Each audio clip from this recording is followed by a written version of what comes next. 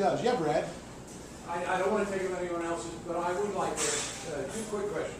Number one, Lindsey Graham, I think, stunned a lot of us on Greta's on the record by postulating that he was possibly open to changing the 14th Amendment and the baby situation. From Lindsey Graham, we kind of were surprised. Yeah. Number two, if you could comment, because you, I presume, still have connections and perhaps insights in Washington that maybe the rest of us are not privy to, how do you feel November is shaping up nationwide? Could you give us some impression of that? I have to tell you, Brad, I have to defer on the nationwide analysis. I've been working so hard to become the next senator from Arizona that I couldn't give you a nationwide picture. I do think history favors us in terms of the House. I think it could in terms of the Senate. I think it's sad that the National Republican Senatorial Committee is trying to drag Mr. McCain across. You know, the 17 million he has apparently is not enough. So they're trying to drag him across the finish line here. And it's sad that resources that could be used elsewhere to pick up seats are being focused here to try and save a guy because he was once our nominee. But, you know, I'll just repeat what I said in the debate the other night. If John McCain had told the truth about Barack Obama, the way he's spreading falsehoods about me, he'd be president right now. And I don't know if that would be so. I don't get me wrong, I don't like the guy we have there now, but I think the last thing we needed was a progressive trying to wear a Republican cloth coat as president of the United States. Now, the Lindsey Graham thing, look, this is, if you listen very closely, you got to listen to the legalese. He used to call it Clintonese, but all what they're saying is, oh gee, we ought to have hearings. They're not talking about, look, I have the legislation in place. My Enforcement First Act included Nathan Deal's bill. We just put it in there that said, look, we're going to return to the original intent of the 14th Amendment. It's very clear. Senator Jacob Howard. It's always good to have your handy-dandy reference right here.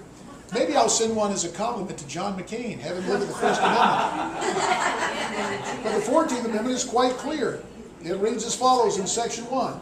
All persons born or naturalized in the United States and subject to the jurisdiction thereof are citizens of the United States and of the state wherein they reside. Senator Jacob Howard, who was the author, or the principal proponent of the 14th Amendment, in his floor speech made it very clear. The operative phrase in Section 1 was subject to the jurisdiction thereof. He made it clear that children born to diplomats or the diplomatic corps in this country, those people were subject to the jurisdiction of their home country. Likewise, aliens, subject to the jurisdiction of their home country. Ergo, they would not receive birthright citizenship. And then you turn over to Section 5, and this is where people mean well, but they don't know, oh, gee, we have to repeal the amendment, or we have to have a new amendment. No, you don't. Section 5 reads as follows.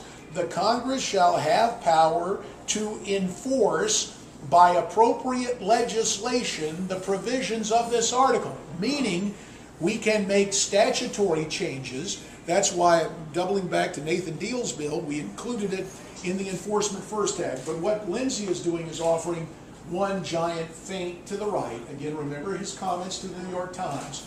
My friend's in a tough primary. I've got to help my friend.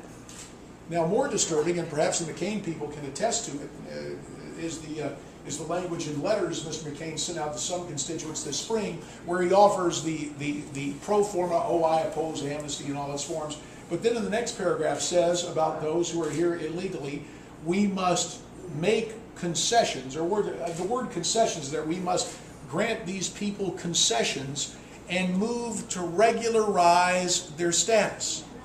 Can I translate that for you? We can do that. That was the term used. Remember the last amnesty, Simpson-Mazzoli in 1986, which, by the way, my opponent voted for. That's right. That's right, and that was Ronald Reagan's intent, to do it once and to start enforcing the laws. That was his intent. That was not the result. And presidents of both parties have ignored that law.